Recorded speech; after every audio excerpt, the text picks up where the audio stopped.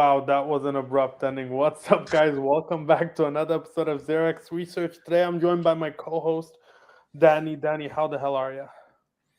I'm doing great. I was looking away when you ended the music, hearing the dogs fighting in the background. So I actually didn't mean to do that.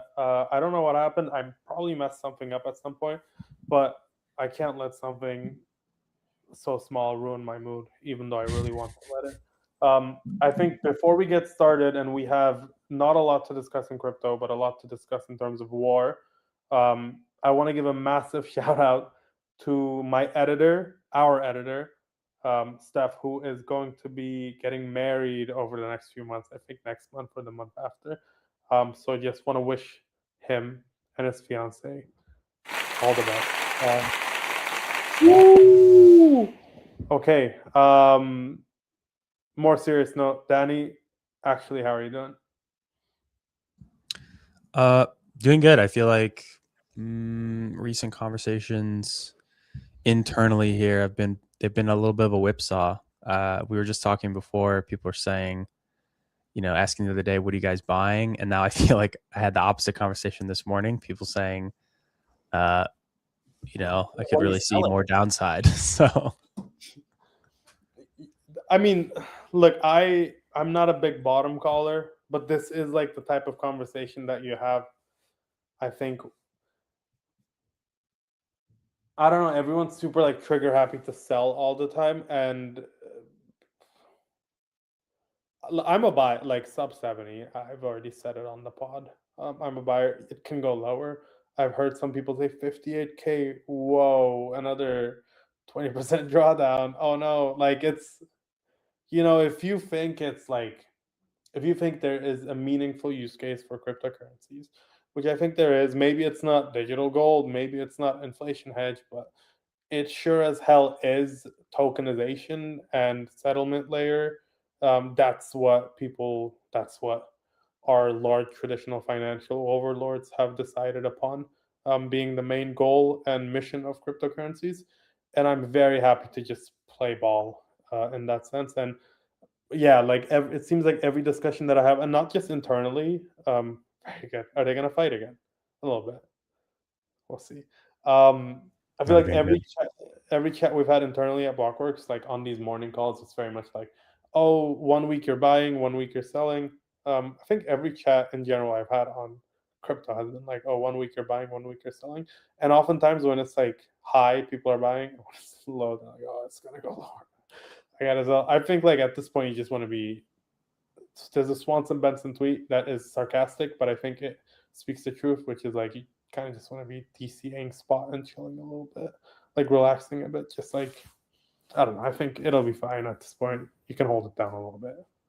Yeah, I think you realize that there's like maybe different archetypes. I think with the difficulty is that there's a lot of conversation that happens in this industry, especially because everything is speculation adjacent and or tokenized and has a tradable like asset, or if it doesn't have a tradable asset, it has like a tradable market for it now with prediction markets. So everything is like can always be a trade if you want it to be.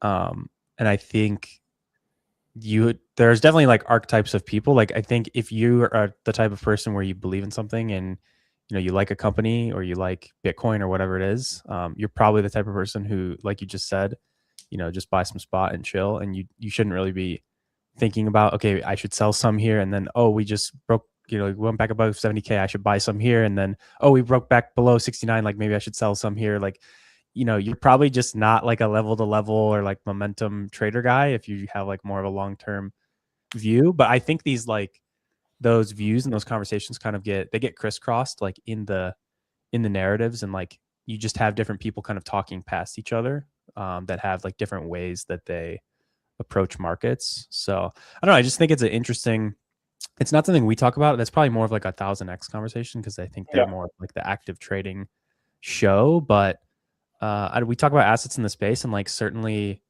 like momentum is a big factor here. You can love stuff, but if you decide that you love a protocol at the top of the market and then we trend down for 6 months in a row, like it doesn't really matter.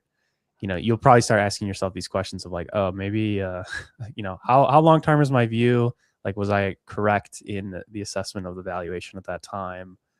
And then maybe you get kind of gold into playing the momentum game at that point and kind of following the more of the day-to-day, week-to-week movements, which I think personally is what I've tried to avoid more of, understanding that I'm not some super trader or anything. Obviously, when the markets are being absolutely stupid, and just like things go up day after day, it's a great time to kind of like ride the wave. But uh, feel like we've been in a bit more of, it's generally speaking, crypto's been down, but I feel like more recently it's been sort of choppy. And I think you just probably, if like individually, you need to recognize like what type of investor you are. Are you a trader, or do you have like a long-term view and you're zoomed out and you're like a spot and chill kind of guy? Yeah. I will also just say one more thing. I think crypto kind of forces you a little bit to be a trader, because of exactly what you said. Like, there are guys who really started loving Hyperliquid at $50. And it's like, you know what, man? Like, it's great. I love it too, but you probably shouldn't start really loving it at $50. And I think we see this a lot actually with these funds sometimes, and I'm sure that they're not actually trading the fund this way, and I'm sure it's like the way that they're just tweeting that is this way. But sometimes you'll see like a guy who is very clearly like not ex CFA because he still has a CFA, but like ex traditional financial fund, like an ex hedge fund tradition that trades like traditional equities or whatever, and then they come into Hyperliquid, they come into crypto, and they like look at Hype or look at Pump or whatever, and it's like BTC's at 110K, and they're like, oh, like these are the only things that make money. I should buy them. And it's like, you know what? Like, it does. Crypto just doesn't work that way. It probably the ideal way to trade crypto is probably just to like have maximum a year or 2 years time horizon, and even then, I feel like that's quite long for certain assets. And I think a lot of people come in halfway through that, like at year one, and they're like, okay, well, there's actual assets that make money here, so I'm going to become an investor. When reality is at that point, you probably just don't want to be an investor anymore. Do you know what I like? I think you and I kind of expose ourselves. That doesn't sound right. I think we get exposure to crypto in a similar manner, which is like buy some tokens, large caps, long like at some price it seems cheap enough, you buy it. At some price it seems relatively expensive, you sell it, and then in between you just like buy and sell certain things. I think a lot of people trade that way for what it's worth. Um, I just like I always find it really interesting when there's the level to level guy who puts everything that he has into like a trade for like 1 week, or it's like the people who are like, oh, I'm just gonna buy this and hold it for whatever, like fucking 4 years, and then they always end up doing that at $50 Hyperliquid or whatever, like 4 bill, 6 bill pump or whatever. So yeah, long-winded way of saying I think because crypto is super retail dominated still, it's actually, and there isn't a lot of structural flow. I think it still is very much like a trader's thing, which is why on our morning calls, people are like, "Oh, should we buy or should we sell?" I think it's just the intrinsic reaction to the market, the way that it is set up, or the way Yeah, that it is. I think that's fair too. And something that that James Christoph, shout out, friend of the pod, has always said is that everything within crypto is a trade, except maybe Bitcoin. I think there's typically an exclusion there, but I think you can on the 4-year cycle basis or whatever you want to call it, if that's still in continuation, you could maybe call that a trade as well if you want to look at it that way, unless you zoomed out, very far. I feel like I do kind of have a similar view to what you just described, in the sense that like I know we've just had these such strong periods of like massive growth and then kind of like massive pullback disappointment for kind of multiple years in a row from over a decade at this point. And so I like the point you made that it's like there are times where stuff looks really bleak and it's like, okay, maybe it's time to like look for what do you think that next thing is, and make bets there. I feel like in 2022 and 3, that was it was like the Solanas, it was like Hyperliquid wasn't even around back then. It wasn't even a token until in 24. So, but there were certainly things that like in that period when people were debating on the day to day, like, oh, should I be getting long? Should I be getting short? It's like, who knows if that's right now or if we need to go crab mode or down for another 6 months. I'm not going to tell you the future, but I think to me personally, it's like the market is always much more interesting when I'm looking at lows than when I'm looking at like a new all-time high in terms of What the making a bet? decision about like, Yeah. putting a big bet into something and then just like deciding to hold it. Yeah. I think I agree with you first of all, and like it's always been historically harder for me to sell than it is for me to buy. Like I think, and I specifically mean like at when Bitcoin drops below a certain level that I have in my mind, I think it's easier. But even in that case, it's 22, 23. I also did the thing that was like, oh, like BTC's at 25K. Well, I missed it at 20, so I'll just wait for it to go back. Like, and I think everybody kind of did it with like certain amounts, like certain tokens. And it just rips in your face. And it's like now when you look back at it, like what is Bitcoin at 70 grand? Like 20 to 25K difference is minimal. Um, and it went up to 125. So I agree with you in that sense, and like everybody was arguing about the minutia, and people were saying, "Oh, like Sailor needs to get liquidated first, and like Binance, they need to go down." Um, about Sol, they were like, "Oh, like it's 8. I want to buy it at 3 because that's the golden level." Like, because Sam tweeted at one point, like, "Oh, sell me all of your Sol." Like these things are so stupid that I think a lot of people forget that there's actually I don't think there's like a perfect entry, or at least like there might be some lucky ones that you get a perfect entry in, but most of the time I think you just gotta close your eyes, click the button, and kind of just not get shaken out if it is at a good price, which I think it worth at a I, fine price at this I think point. that's a good point as well around levels too, in that there's there's very few assets within this space that consistently, if you look out over a wide enough time horizon, set like an actual high or low on like a 5-year basis and then continue up from there. It's much more common to see like basically pick any altcoin in existence. Sure, it rips in your face, but then it also like kind of shits on your face in the opposite Yeah. direction. And that can happen over a month, that can happen over a year, and where you're just grinding it like all the way back down to where it was when you bought it.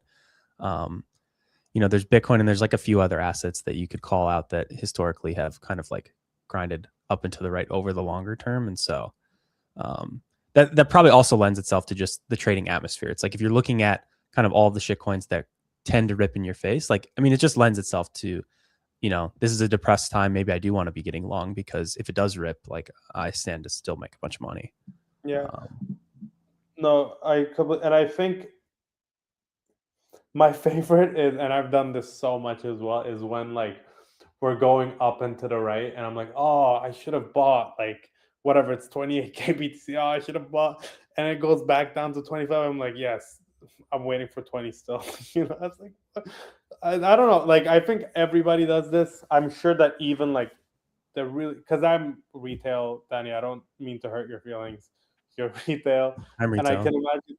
I can imagine like all like even the professionals are like constantly dealing with like trying to get past this and trying to say like, okay, I need to buy, because it's just so easy to anchor yourself to a price level and you're like, I have to buy it. Which is also why sometimes it's not great to like be in these chats and be on Twitter, because some idiots like, oh, there are people who made other people not buy Bitcoin on Twitter in 2022 because they were like, oh, like we need to hit the 12.5K level or We whatever it gotta was. And we gotta liquidate Sailor at 12 we and a gotta half. liquidate Taylor, man. It's like BTC's at 16. Like, who are you, bro? Like, just buy the fucking token at this point and see what's good. And if like I don't know, DCA helps you, maybe that's the way to go. Yeah, a whole lot of I don't know. I could do an entire. Maybe I'll do this for next time or the time after. Just like because sometimes I notice that I'm doing stuff that I very well shouldn't do. Like Hmm. the I need to wait for a lower price thing is obviously a very obvious one. I did this with. I'm doing this with VVV right now. I don't know if you're like very clued into them, but because I was like, we talked about it on the pod. I don't know if you remember, and I was Yep. like, I have to buy this token, and then it went up to 8, and I was like, I'm not gonna buy this token now. I'll buy it when it goes back down to 5, and now it's at 5.8, and now I'm like, you know what? I'm Now not you don't buying want to it. buy it. I don't want to buy this token anymore.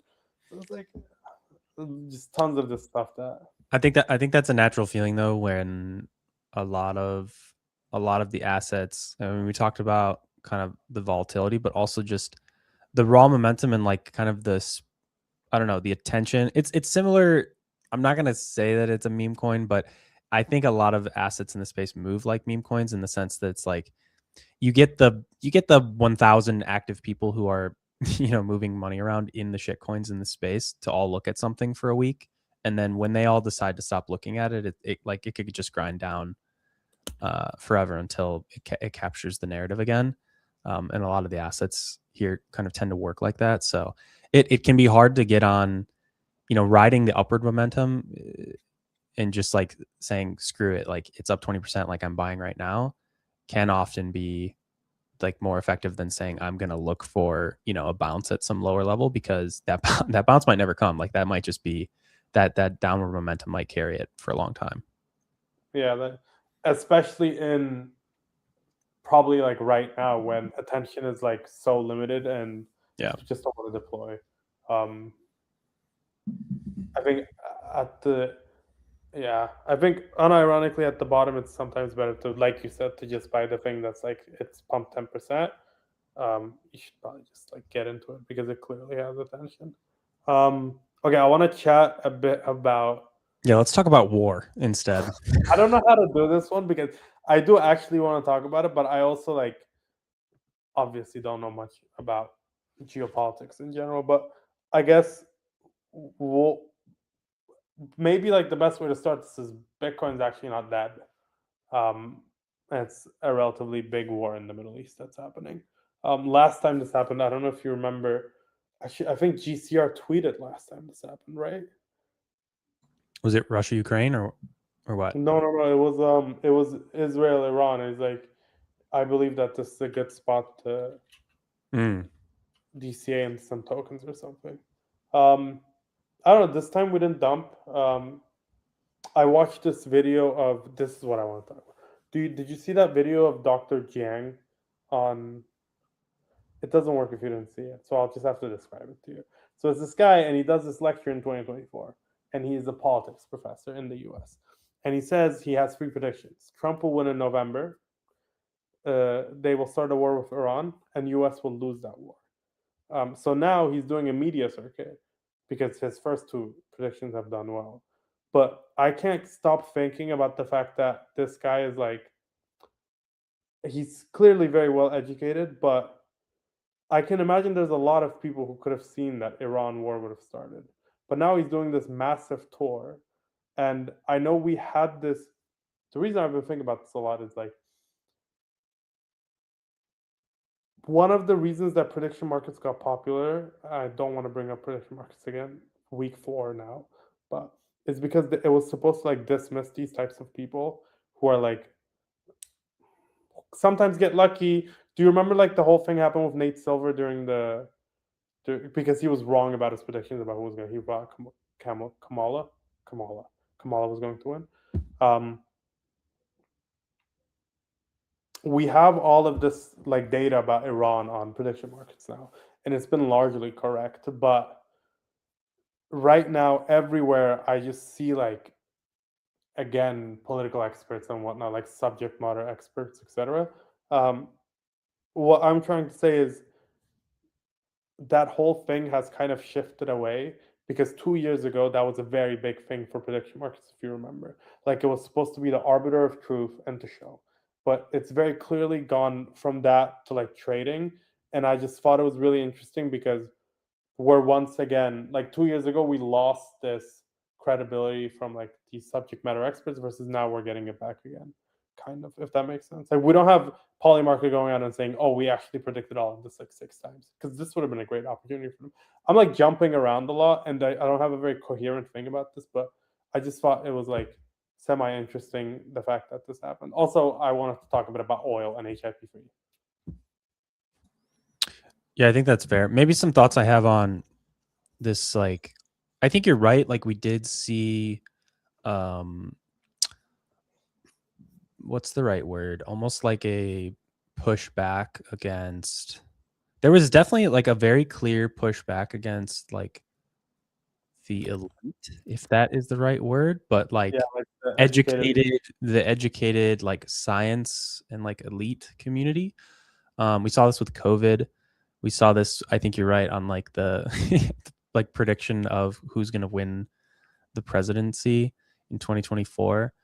I think I don't know that I have anything strong to say about like where that trend is going, but I do just think I don't know, tides tend to kind of like, roll in different directions, and then at some point you start going the other way, and people change their mind, and once a trend maybe has gone on for too long. I do think part of the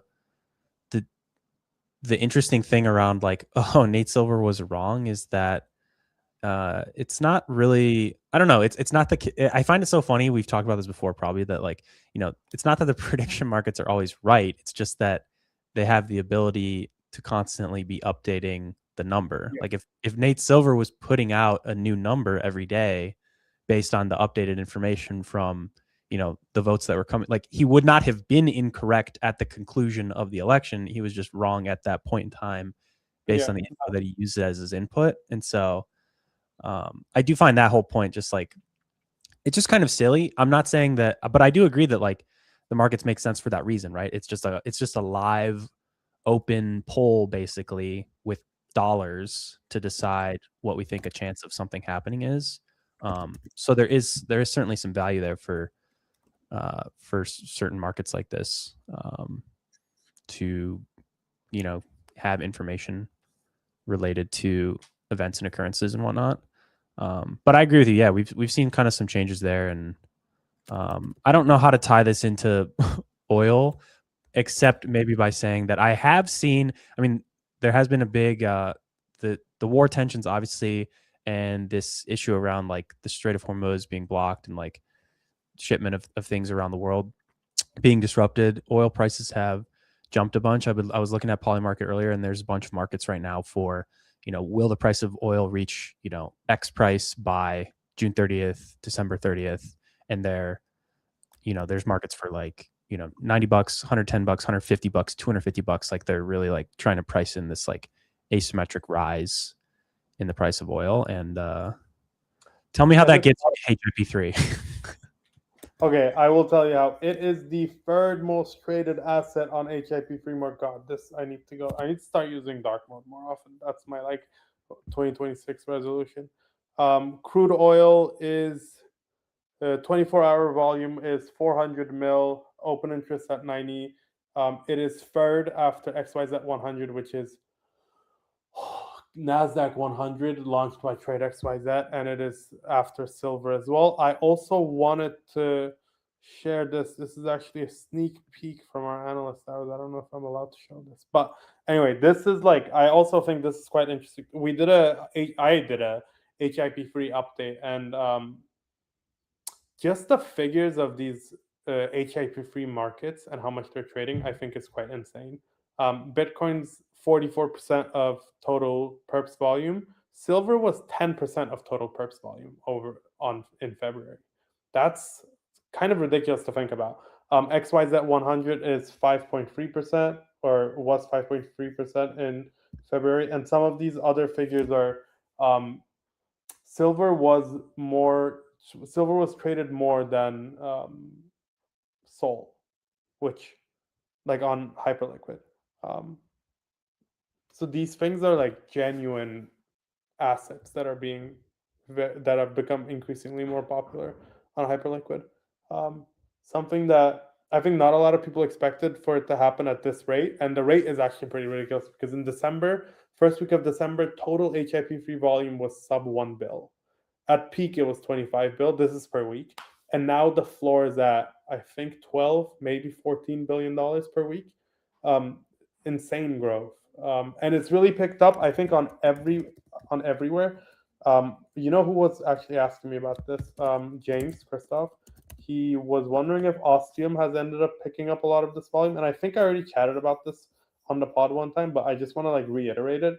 Ostium has actually gotten um, significantly higher volume, especially they did during the copper and silver boom, late Feb, mid Feb. I don't know if they are.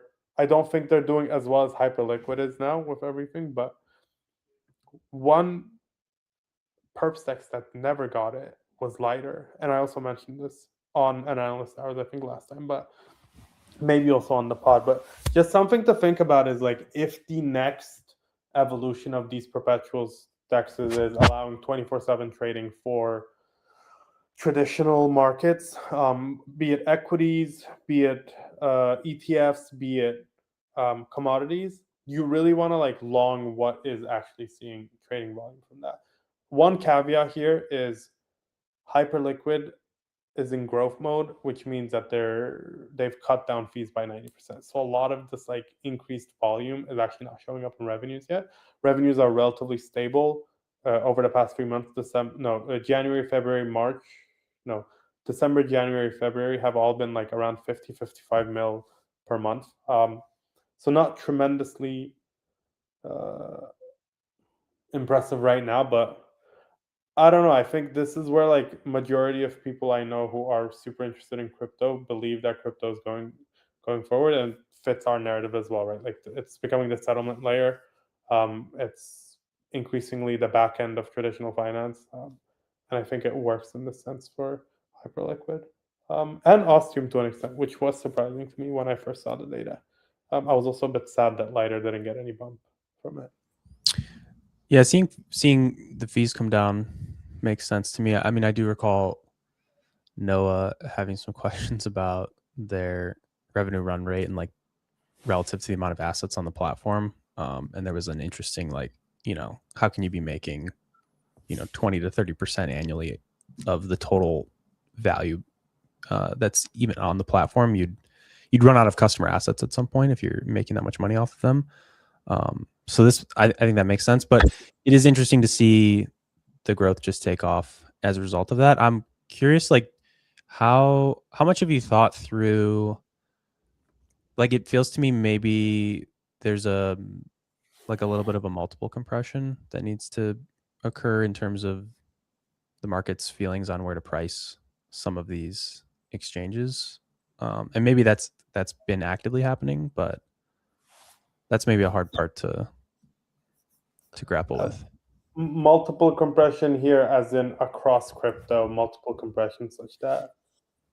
Is that what you're trying to say? Are you trying to say like? Yeah, in the case of these perps exchanges specifically.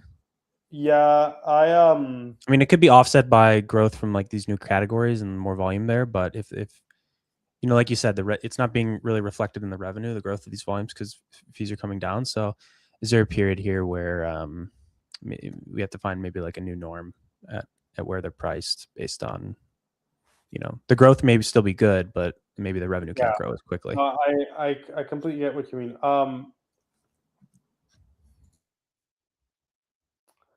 I don't have much to say about this except for the fact that yes, probably there needs to be like it might be pricing in. People might be pricing it the wrong way, and that they might be assuming that when growth mode is off, so fees are back at 100%, the revenues might not boost up by whatever they imagine it's going to, because when the fees go up, trades or like trading volume might come down. Um, on the other hand, I don't know about multiple compression too much because I actually think Hyperliquid is semi mispriced because of the data available about their token and the way that like I looked at circulating supply plus 1 year, which I think is at a 33x, which is not bad. And if like there's continued growth, I think that just means that the price just keeps going higher and higher. Um, what I more so mean is like there are people out there who are really bull posting hype because they're like, oh, it's at 11x or 12x because they're only taking circulating supply, which I think is wrong. Like I think the circulating supply figure going around is wrong. Um, and I think also there are like perma bears out there who are like, oh, like you have to price everything on full FTV, and it's like a lot of those tokens probably just won't ever hit the market. Um, and we've seen Hyperliquid be relatively active about this. Like I think either last month or the month before, and this led to like a pretty big jump in hype price. They lowered emissions by 90% to like lowered emissions to lowered unlocks to team members by 90%. So like they're clearly very cognizant of how much supply they want to bring on, like how much they want to increase supply by. Um, long-winded way of saying I think you're right, but I think there's other things to consider here, which is primarily that if they keep onboarding more and more, because more and more retail trading volume is going up a lot, and Hyperliquid is one of the main venues for that. At this point in crypto, it's one of the main venues to speculate on equities. So I think if I don't really see it going down in the long term, from the figure that it is right now. I do think that the February bump was probably a lot, like the 25, $26 billion weekly volume because of the silver thing. I think that was too much. But right now, I think it's from this level of like 12 bill, I can see it just steadily grinding up. Although I might be wrong. Like it depends on their listing strategy, depends on how many fees they collect from the HIP-3 providers, depends on growth mode. Like, yeah, I don't have a great answer, so I'm just kind of rambling. Depends on how much war activity we get. Seems like war is a good motivator for markets. You know, Yeah, that's very there's a classic. You know, the powers of the world have to have war to feed the defense companies, but it may be that we actually need war to feed the trading HIP-3. exchanges. Yeah, I actually had a friend say something today, and it was that uh, retail increasingly acts like they're hedge fund managers, and they're like, "Oh, I see a war coming on, so I'm gonna buy oil and stuff." Like, if you think of it, this is something that I think normal people did, and well, maybe like very active retail, but it feels like more and more people are very active retail, and I think the data supports this. Um, so yeah, like you have people who see war activity and they're like slamming into oil, and now oil is at $93. A crude oil is at $93, I think, in crude. So yeah, war is great for Hyperliquid. Yeah, I think it's like an artifact of this shift that's been going on for probably a few decades now of like a kind of passive management domination of the markets to like more active. And when I say active management, I just mean exactly what you're saying in that like you see the numbers around active retail traders and increasing sort of year over year in their share of trading activity. And so yeah, I mean if those folks are just like following the news like anyone else is, they can make a decision to say, hey, I guess I'm going to go long oil here or short oil here, or I'm long war fears or short war fears, something along those lines. Um, I'd agree with you. I feel like we are seeing that be reflected sort of generally within markets, and maybe that explains just like gold had kind of well, maybe silver is the better comparison in that it had a pretty insane run. What was that, like a month or two ago now, and a massive blow off top there. Um, and that's, I think, for a long time been a kind of like a favorite asset of like maybe too deep in the weeds, like retail speculators saying like, oh yeah, you got to be long silver. It's the second best after gold, and someday it's going to get its crazy run. And I guess that did happen, but yeah, I guess it just makes you wonder like to what Hopefully, extent that's right? just, yeah, I wonder to what extent like just more active retail traders in the market, like kind of exemplifying these like crazy speculative moves is playing into some of that. I mean, the market's definitely not what it used to be for 20 years ago. I think you can like It's much easier for anyone to participate in that as well. It's not like you need to call your be broker and like it's going to cost you, $15 to place the trade. You can just, you got your phone out and you can just, freaking get yeah. long on your favorite app. Yeah, one thing I will say is that I think I know a few people who work through brokers, and I think it's the funniest thing in the world when you're like reaching out to your broker to buy stocks for you and sell stocks for you. Because use a fucking app, dude. Who are you? Um, yeah, for better or worse, we've allowed all types of people, everybody, to gain access to the intricacies of the financial system, specifically buying and selling stocks and securities. We'll find out what the effects of it are in 10 to 15 years, maybe 20, the same way that we found out what the effects of tobacco were like 20 years later.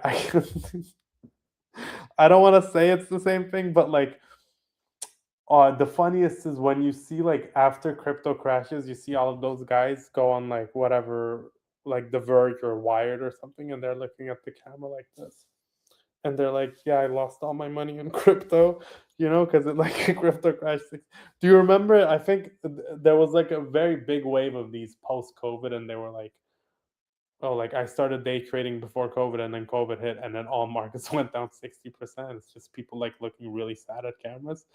Um, I wonder if I wonder if that's a general experience. I imagine it is from like people that I've chatted to, and I wonder if if it was the right thing for everybody for us to democratize finance this much. It's kind of a dark turn to an otherwise happy day, but apart from the war, but When AGI takes everyone's jobs, we can all be employed in the prediction markets trenches. So it's so funny that like everyone's like, oh, when you want to be owning assets when AGIs take all jobs, like when if AGIs take all jobs or robots take all of the jobs, it's like it's done, dude. There's no like I don't know how you can even make I don't know, something that's very interesting to me that I haven't been able to think through yet. I have a few more topics. Talking a little bit about we already kind of covered this, which was the settlement layer. This was actually also from our analyst hours, and I'm going to kind of butcher. Kunal wrote about them.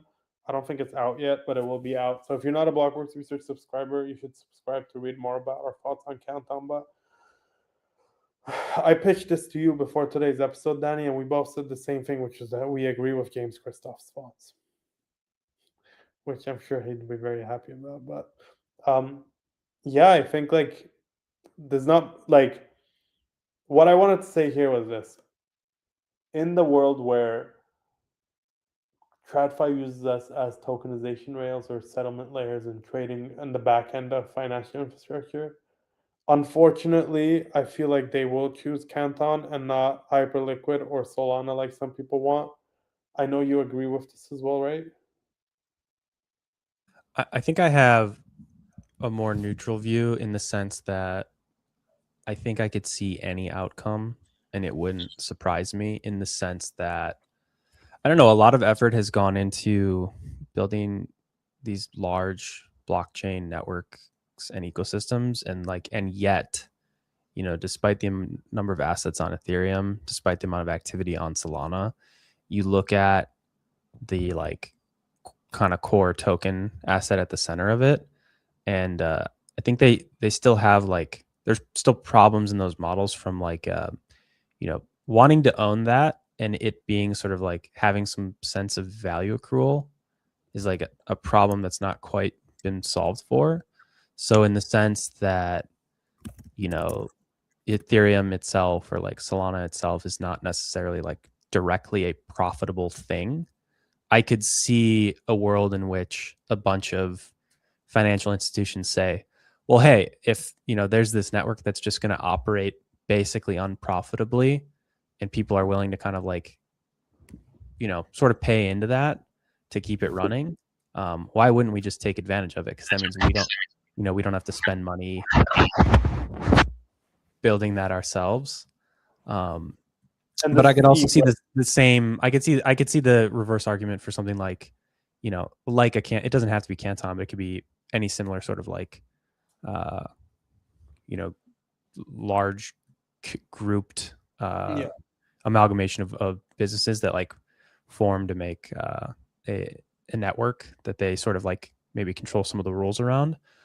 If there's enough of a reason or an impetus to want to have like full control over maybe like what are some of the core rules are for how things operate, then maybe there's enough of a reason to do that. But I don't know. You're trading two things, right? Like on one side, there's enough of a proof point that some of the blockchain technology makes sense and has a use case, because there's at least, X billion number of dollars that people are willing to deploy on them today. And we haven't seen necessarily the same from something like a Canton. So, but I could see things go either way. Like, I think it's just interesting that like this sort of open source decentralized blockchain network is something that, I don't know, if you were to ask any business, like, hey, do you want to run this, and kind of take on all the cost of, maybe having to issue a token and like deflate it and maybe operate it as sort of like at a net loss to then kind of own everything else on top of it. I don't know. It's an interesting question on whether they would or wouldn't, or whether it would even be possible, because at that point, if it's like actually owned by a single entity, it sort of loses some of the properties that it had in the first place. Yeah, I largely agree with you, but I think in particular because you kind of hedged everything you said one way or another, which I respect a lot. But one thing I will say is, to me, it's like when I think about these things, I think Ethereum and Canton make sense as competitors, right? It's like you're issuing. It doesn't need to be particularly fast finance. Like from what I understand, these guys are mainly issuing things that can move a little bit slower, that you just need like set background on, and like trade settlement. I think, I don't know, Solana and Hyperliquid want to do it, but I also think probably Robinhood Chain wants to do that as well, right? So like that's how I've been thinking about it. I think the experiments that were done by providers like Avalanche and JPM Onyx or whatever it was that they worked with. Do you know what I'm talking about? That stuff just never worked out, and I think the Canton model makes more sense, because if you can get buy-in from, I don't know, 15 banks, it's much better than having just like one bank run its own infrastructure, because that's very heavy. I think they did it the right way, which is why it's like kind of scary. I am very happy that there's a Canton coin though, because you can actually buy it. I haven't, but I also know like Layer Zero's trying to get explicitly into this now as well, like with Zero Blockchain. Kind of ties into the whole thing of like, there's no need to doom and gloom. I think everything's going to be fine over the next. Like, there's tons of these coins that you can buy that are either building towards becoming the settlement layer for trades and financial transactions. These things are actually being adopted. I didn't add much to what you said. I think particularly because I agree with you. Yeah, I think part of it as well is that there's things that are different but also the same in terms of TradFi and DeFi operating systems as it comes to finance. Like, since there's not necessarily like, Solana or Ethereum are maybe the chain, they're not necessarily like they don't have full control over who could or could not list an asset, right? And so it's like they don't get to then capture some of the other revenue streams that maybe like a NYSE or a NASDAQ would get to. They don't get necessarily like a listing fee or, other kind of technological service revenue or, providing market data, right? There's just like a variety of companies that choose to build on top of that can then go out and, offer the best product and receive that revenue instead. So there's a difference there. I do wonder to what extent, I don't know. There's just this constant trade-off in these things of like, if you look at a Robinhood or like a Coinbase and they say, hey, it's worth it, we should build our own chain, we should make Base chain, we should make Robinhood chain. Like, clearly for them, they have, enough customer lock-in to where they think, they can get individuals to deploy assets and, do some trading activity on there. And maybe they think there's like a broader network effect that can then happen where it pulls in other outside capital that's like currently in DeFi. And there's some value there. But there's a lot of competing forces to where I think it becomes quite difficult to like have a clear and accurate picture of the future in terms of, if this brings down the general cost of, operating some of these financial services, then it's like they're, in one way, they might be like losing revenue from customers who would have paid more in the more classic or TradFi system that are now doing it on this newer system. But I guess if that enables you to bring in more customers, more volume, more activity, it can offset itself or maybe take down an incumbent. But obviously not, the world is always shifting. The if if these newer entrants or blockchain technology enables you to take down kind of the some of the prior giants and take some of that revenue for yourself, even at a lower take rate compared to the old system, then it's a win for you and maybe not necessarily a win for them. So, but yeah, perfectly hedged as always. No strong opinion in one direction or the other. I do think clearly we see that there is enough interest in, like, I think something of an inevitability here, just from a technological standpoint of, having some of these benefits around instant settlement, the cash is there, no need to work through, T+1, T+2 settlement, things of this nature, instantly crediting accounts. The trading can be happening constantly 24/7. There's benefits from like a customer and a platform standpoint to where, I don't know, a lot of these institutions are seeing the value in competing over that. It's just, I think longer term, it's a question of who actually wins. And I think customers will probably win in some way, just because It's getting there's better benefits for being a user of these systems. But will all of the incumbents and new entrants all win together? That's probably not the case. It doesn't usually. No. We'll probably have a few big winners, and I think it's really hard to say who explicitly those will be at this point in time. One thing I want to say here is,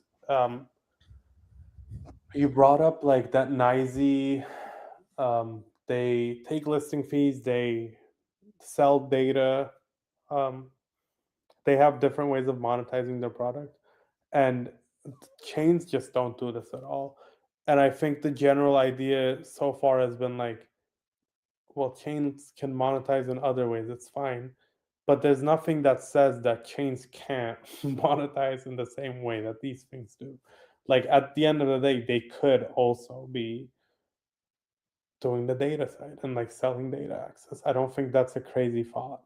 Um, and more specifically, I think like I fought with Daniel Smith over this, like maybe a year ago, maybe a year and a half ago. It was Hyperliquid. When you pay a maker or taker fee, or I guess whenever you pay a trading fee, that's you're making a transaction.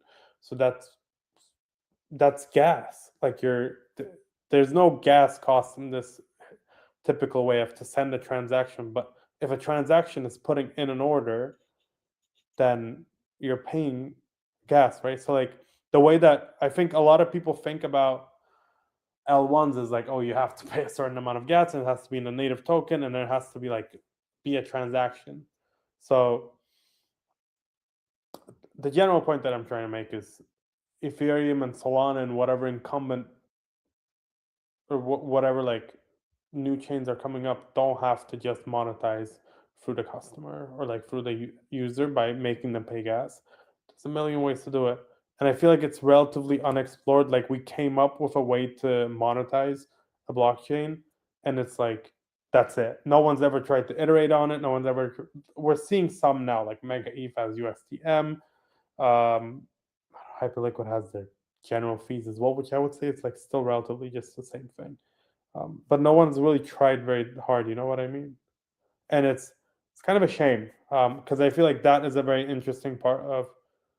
At one point, the technical side will be solved, and I would say for the large part, like apart from ETH block times being too long, it's not a bad chain. Like I think it's good. Cut it down to 2 seconds. I'm sure you'll do it in 4 years, but if you cut it down to 2 seconds, I think it's fine. I think it's okay. Like Solana works fine. But I feel like they really haven't figured out. And you should talk to Ian about this on Lightspeed because he has some very interesting thoughts on it. I would actually love to bring him on over here as well. But that's, I think, the main missing thing at this point, which is they're charging users through one mechanism when there are surely much better ways to figure out the economics of these businesses at this point. Like what we're doing right now is probably not the right way to approach it. Yeah, I think we have talked with Ian recently about sort of the value accrual of blockchains. I agree with a lot of points there. I feel like there are two big thoughts that come to mind for me. One is that you have to always maybe ask yourself the question of, is now the time to really turn on the revenue engine and like stop sort of like subsidizing for growth? And I think that's probably a real question for these things when you have like massive TradFi incumbents who could within the next 6 months say, hey, we've spun up a network for all of our clients, and they can use it. And so I think there's that open question of like, you know, if an Ethereum or if a Sol or any other network says, hey, we have all these like 9, 10, or maybe just a few different ways where we're gonna like nickel and dime you now additionally, so that we can kind of like figure out the economics question here. Like, how much of the activity does that turn off? Yeah. Just because of what the active like incentives are today, and does it drive them to other solutions? But then Yeah. two, I think to your point about you know, these chains being able to monetize in more ways, being able to offer more services, like I agree with that point. And I think part of it is there's this path dependency still to this like idea that everything in blockchains like needs to be this decentralized ecosystem, and you just like you can't have one like a business that runs it all at the center, because that's like no better than the existing solutions. But I mean, it is still better if you don't have T+1 settlement, and you know you Yeah. can instantly make transactions. So I do agree with you, and I mean I think there is a space there still for someone to like maybe compete more directly in that realm of, you know, you could take something like an Ether, a Sol, or even a Hyperliquid, as they've kind of decentralized more, but you could still take a more centralized approach and say, okay, you know, we control listing, we control the trading, we control the data, we control this. And maybe that kind of is what something like a Canton is, although maybe not quite. That's, you know, it's still more of like the consortium approach. I think you could probably still have this As well. Yeah. more opinionated, centralized decision. But I don't know. I see. I think the main thing that I see is like when you get to the mass consumer or like user of financial products, like I don't know that they care as much about any of this stuff as the like 10,000 of us in this industry do today. And so like to me, it just wouldn't be surprising if it's like someday in the future they're just using their Apple phone and they can just send money to someone. Like they're not going to care if that transaction was settled on Ethereum or Solana or Hyperliquid or JP Morgan, you know, clearing chain. It just doesn't matter to them. Yeah. No, I agree. One thing you mentioned was like monetizing the consumer. Another thing is like you could charge. I said this to people and they always call me an idiot for saying it, but you could charge rent to some of these apps. Like we're now getting to a point where people don't want to use a billion apps. Like very clearly, there's 4 or 5. No, people don't want to use a million chains. Very clearly, like there's 4, 5, 6 chains maybe maximum, and out of those, there's like 2 to 3 of them that are very dominant. So at some point, this will just start getting smaller and smaller. And every cycle, um, some of these chains die. Like some of the chains that we had 2 cycles ago didn't even come back last cycle. Polygon, Avalanche. These are Yep. they didn't do well. They just straight up didn't do anything. So these things died out. So every cycle it consolidates more and more, and then eventually, I think chains will be at this position where they don't have to. It makes no sense to have, I don't know, whatever, like 150,000 customers on Solana. It makes way more sense to have, however, how many relevant apps are on Solana? 10, 12? Charge them. Charge them a portion of their revenue. It's much better for you. I think it's like, because then, I don't know, I talked about this with people. I'm like, oh, it doesn't make any sense. They'll just leave. Like, yeah, maybe now, but I don't think next cycle they'll leave, because at some point you cement yourself as a chain. I'm cognizant that we're running over time, and I want to do something very important. But first, I want to let you speak. Yeah, I have one last thought on that. I feel like we have seen the push and pull of these ideas. Like in Solana right now, I actually feel like we're seeing a bit of a centralizing trend happening where you've had things like, you know, Jito tips and like the block builders and these transaction landing services like kind of they've made revenue at sort of like at the expense of the protocol and made things more complex. And we're seeing a push in the opposite direction where it's like, okay, we're going to have Alpenglow and we're going to do MCP. And then therefore all these like different ways of ordering blocks will be all decided within the protocol again. So it's like kind of re-centralizing that thing, which has been kind of a, an open market for a time. So that's like a specific instance where we're seeing that push and pull. And I do agree with you. There's like these other ways. It's like you don't have to just charge the consumer. You can charge the businesses that operate on top of you. And that's kind of what I meant when I said it's like, if you control the data, if you control, there's a point now that I would maybe the last point I'd make is that some of the blockchains that already exist today, some of the incumbents, it's like they're already at a point where it's become difficult for them to start going in the opposite direction and say, for Solana to come out and say, oh, Helios, you guys have done such great work. Now we're going to build our own service that does exactly what you guys do. And maybe we'll undercut you and like, we're going to try to wipe you out of the picture and just take back what you. There's a difficult part where it's like, one, you have very talented teams that are like already doing that. And so one, it would be hard to compete with them. Or even like if you have to make a protocol like vote or governance decision to do so, like that, it might even be hard to get a yes, right? Yeah. So I do think in some ways there are certain things that are kind of locked in, but to your point about like rent and some of these other ideas, like, it's possible. I think there's a direction we could head here. We just have to see, decentralized governance is a beast. So to get an outcome like that is you got to get a lot of people on board. Yeah. One more thing, like apart from governance, all of these chains are permissionless, which doesn't work very well with legal documents. Like you can't strong arm somebody into commercial agreements or like saying, oh, we're just gonna like work.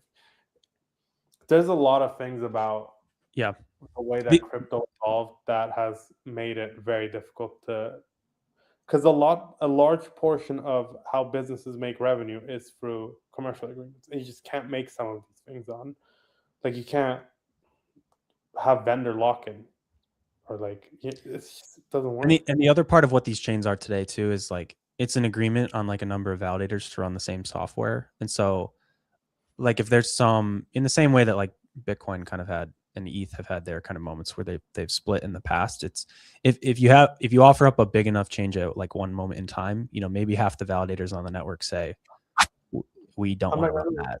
Yeah, I'm not gonna do it. It's just, I don't know.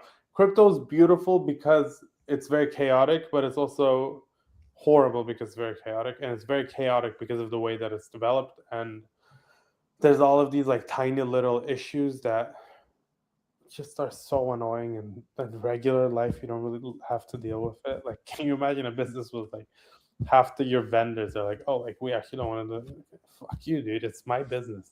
Like, you can't do that. Okay, I have big news. This week's analyst of the week is, he did very, very well on your podcast, Danny. Wow. This is fantastic news. Mr. Toma, please claim your prize at the Digital Asset Summit in New York, March 24th to 26th. Make sure to be there. I think this is the last week you can buy tickets. Do they close them off next week? I mean, it is like 2 weeks out now, so we're getting pretty close, yeah. Oh, there he is. Let's go. There we go. Analyst of the week is Toma. I don't think we're actually flying him out to DAS because he's too junior, but you should still go because Danny will be there. And use code 0x200 to get $200 off your ticket. But yeah, huge shout out to Toma. He went on the podcast. He did some Solana reports, and he's generally been very good. So bravo, Toma. We talked about on-chain equities. You would have loved it. You would have said HIP-3. I probably would have liked it. I would love to be invited on Lightspeed sometime. I don't know if that is something possible. Do you want to?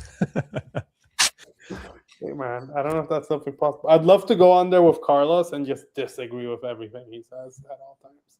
There's something about Carlos that makes me want to disagree with him, and I think it's particularly because he never says anything that he's not sure about.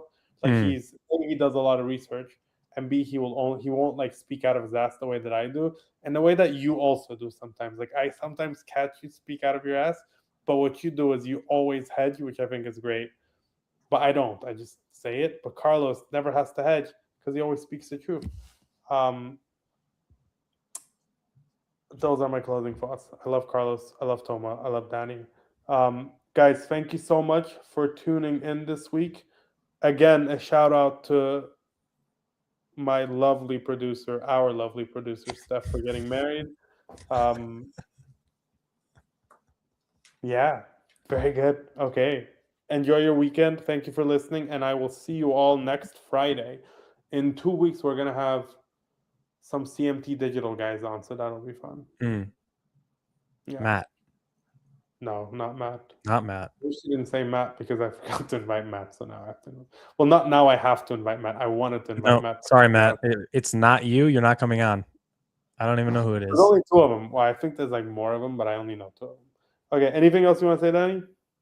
Or can we shut it off? It's very awkward end. We can shut it off. I agree. Toma, Carlos, they're doing great stuff over on Lightspeed. Carlos is always very sure of himself. I do like pushing back against him though, frequently, as you mentioned that you said you would like to do. I think it's good to play devil's advocate against someone who has very strong viewpoints about things. I feel like that one, it makes you a better thinker. But 2, it also just makes for more interesting conversation. Yeah, definitely. And it also is like really funny to see Carlos kind of stressed out a little bit. He loves stressing you out, Carlos. Former analyst of the week. Former analyst of the week. This week is Toma. Okay, have a nice weekend, everybody. See you guys.